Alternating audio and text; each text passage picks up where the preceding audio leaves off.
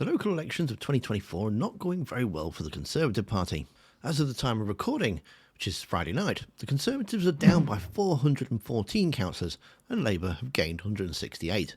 During the morning round, when it was still not actually looking pretty good, party chairman Richard Holden was out trying to put a positive spin on it. During his tour of the studios, he was allowed to get away with calling them mid-term woes, which under normal circumstances, and if it was mid-term, would probably be an acceptable excuse. Only, it's not mid-term. These aren't mid-term elections. We're only a few months away from a general election. So, thankfully, Charlie Stayt pointed us out and asked one of the best questions ever.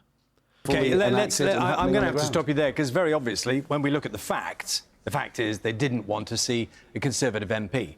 I think you used the word a moment ago, a mid-term election. We are just months away from a general election. Does this not pose questions for your party and Rishi Sunak personally in terms of his leadership? Is that going to be addressed in any way, shape or form? You're a Cabinet Office Minister. How will you address any of that? No, well, look, what I would say, just to be clear, is that when people are voting in an individual by-election, they know they're not voting for the government of the country. That's why we often see turnouts much lower in by-elections than we see in a general election. If I may, it's very interesting hearing your rationale.